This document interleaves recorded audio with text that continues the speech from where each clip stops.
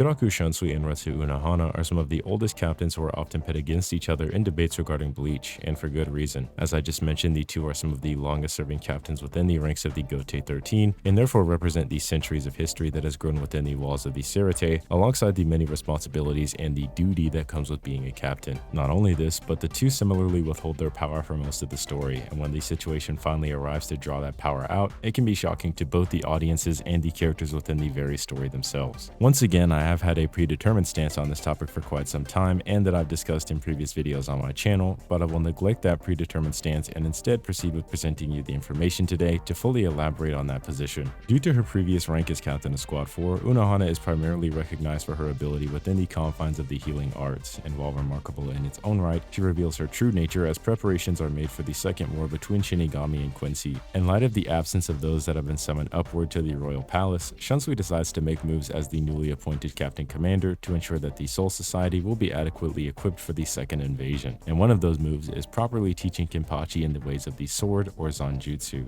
Despite Central 46 initially objecting, Shunsui overcomes and announces Kenpachi's teacher will be none other than Unohana herself, the first to don the title of Kenpachi, or the strongest Soul Reaper. This may come as a major shock to the audience, however it's further elaborated on that Unohana and Kenpachi actually have history together where they fought while Kenpachi was just a child, and Unohana was presumably captain of Squad 11. But this fight still had a profound effect on Unohana herself, as she once held strength so unmatched by her peers that it isolated her, finally learning the joy in fighting a rival when she encountered Kenpachi. This fight impacted the young Kenpachi as well, as his fear of being unable to enjoy another fight the same way he had with Unohana led him to unconsciously suppress himself to match those around him, barely losing to Ichigo and beating Nödt by the skin of the teeth. Unohana directly affirms that this stems from the fact that she was weaker than him in their initial encounter, viewing it as her sin and blaming herself for her own weakness that drove Kenpachi to these limiters. Kenpachi suppressing his powers then regaining them is something fairly important to our conclusion, but for now we should focus in on Unohana's strengths that correlate to the training with Kenpachi and why she in specific was chosen to train him. Shunsui initially approaches Central 46 with the proposition of teaching Kenpachi Zanjutsu, and this makes sense as Kenpachi has previously demonstrated he can become monstrously stronger when leaning into the sword techniques he's been taught against people like Nödt. Therefore, selecting Unohana as Kenpachi's guide to swordsmanship mastery is of further validity, as the training begins with Shunsui reviewing her history in the Soul Society as a criminal known for her mastery of the sword and its countless techniques, granting herself the name Yachiru, meaning 8,000 styles. But this leads into the other major reason why Unohana in specific is integral to this training, being her knowledge of the healing arts. Given that Kenpachi is removing his limiters with the level of opponent he is fighting, Unohana is restoring his previous self by killing him, then bringing him back from the brink of death, and continuing this process until he regains his former strength from when they originally fought so many years ago. And this is in line with the reasons Unohana pursued healing as a student of Zero Company's Tenjiro Kurenji, as she used the ability to restore herself in order to prolong her fights. Her skills with the blade and with healing make her a formidable opponent, and it's fairly believable when Unohana goes on to remark that with the exception of Kenpachi, she is stronger than everyone else. I know I've talked about Unohana for a bit so far, but we have to go on for just a bit longer, and that's simply because my issue is an overarching one. That being, most pieces of evidence used to hype Unohana sort of fall apart rather easily or don't inherently put Unohana above Shunsui in particular. The easiest to grasp being the motives behind choosing Unohana to train Kenpachi and what the purposes of that training exactly are. I say the purposes of the training because it is important for our discussion to review, as we established before, that the two explicitly correlate with swordsmanship and Kenpachi learning how to properly make use of Zanjutsu. As we covered previously, Shunsui approaches Central 46 with the proposition of teaching Kenpachi Zanjutsu to give them a greater chance in the war, and Shunsui reiterates to himself that this was intended to be a lesson in swordsmanship as the training begins. Unohana was once again recognized for her mastery of countless sword techniques and granted herself the name Yachiru to represent this. I want to highlight this in particular because of a wide misconception where some believe Unohana was chosen by Shunsui because she is stronger than himself. While Unohana being a better swordsman may sound as if it turns things in her favor, this isn't necessarily the case. To illustrate why, I ask who you believe is the better swordsman between Byakuya and the Soul Society arc, or Dangai Ichigo. While Ichigo is substantially stronger, there's no arguments or evidence that he would have better technique or mastery over the sword than Byakuya, and I believe it is a similar case here. Not that the difference between the two is analogous, but that despite her superior swordsmanship, Shunsui can still compete against her. Unohana is also needed for this training because of her healing capabilities, as she is nearly killing Kenpachi and healing him from the brink of death to make him stronger each time, which Shunsui simply can't do, meaning that regardless regardless of if she's stronger than him or not, her healing capabilities and swordsmanship make her a better candidate for the training overall. While we've addressed that Unohana being Kenpachi's trainer doesn't inherently put her above Shunsui, we should now move on to discuss this quote: "I am strong.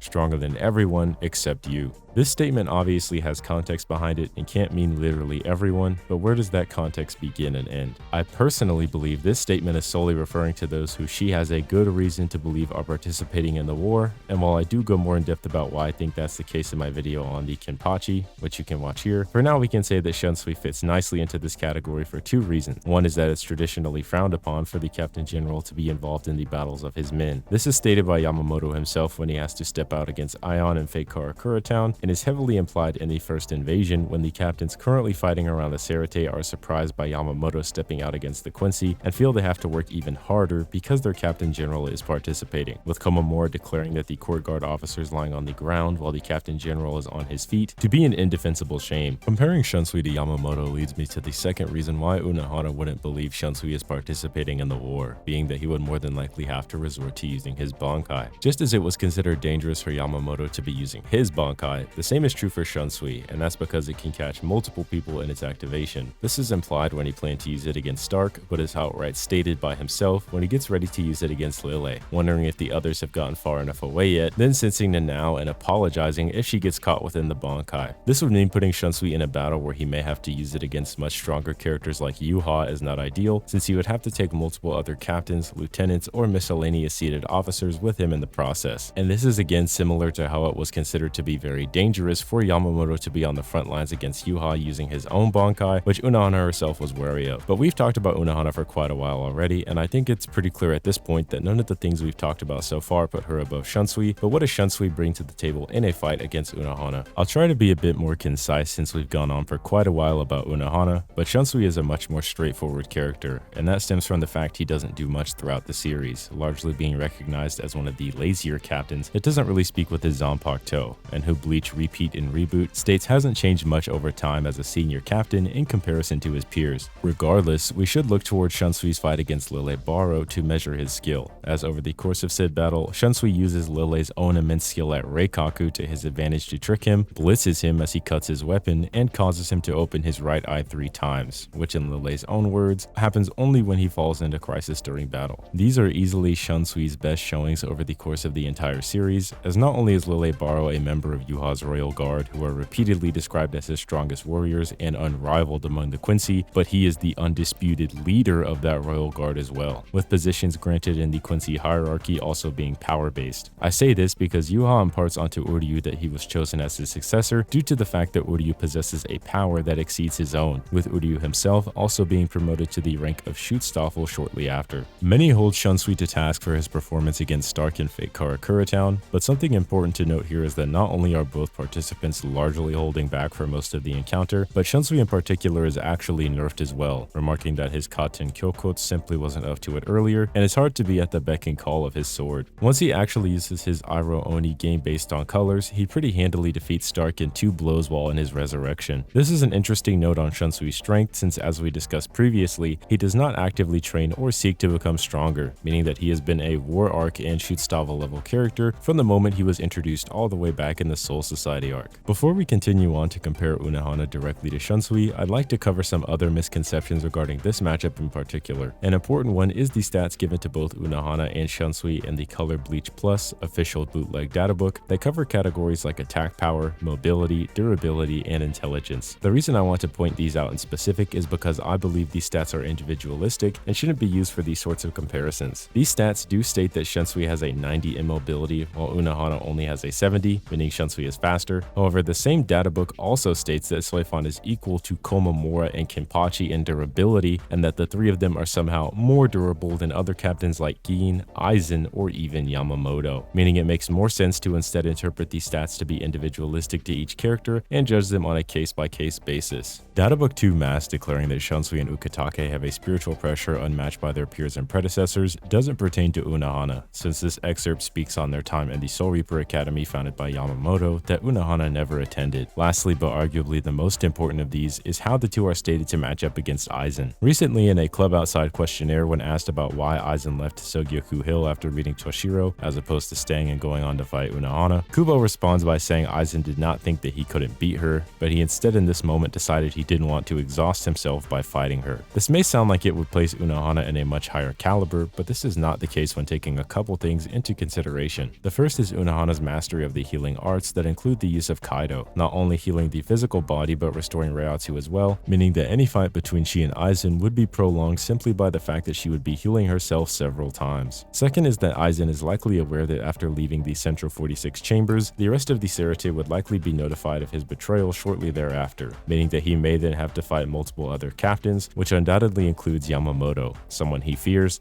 So needless to say, having a prolonged battle with Unohana, or really anyone in general, isn't exactly ideal given these circumstances. And aside from that, there is no real way to even prove Aizen is aware of Unohana's true strength for him to think he would be exhausted by her specifically. On the other hand, back when the manga was in serialization and when asked, why didn't Kyoraku use his Bankai? If he went all out, he might be able to defeat Aizen. Kubo simply responded by saying, the charm of Shunsui isn't in defeating Aizen, it's always in making readers think if he used his Bankai he might be stronger than Aizen. Essentially saying that Shunsui isn't really the type of character to defeat Aizen thematically, but still believing that engaging in such hypotheticals are worthwhile. This adds up when we once more go over Shunsui's character of being almost lazy and opting to avoid fights that don't necessarily concern him or end in bloodshed in the words of Debatable and Souls, but still not even inherently declaring the Bankai would lose to Aizen, more so saying it would be out of character for Shunsui and wouldn't serve the plot well for him to go all out to defeat Aizen, which I do agree with. In conclusion, these two statements don't really do anything to place one over the other, and we should now move on to finally do a direct comparison. As we covered earlier, Unohana directly admits she is weaker than the Kenpachi that kills her at the end of their training, and not only is she weaker than this previous Kenpachi, but at this training's conclusion, Kenpachi is finally able to understand, speak with, and know the name of his Zanpakuto, something he expressed desire towards back in the Soul Society arc.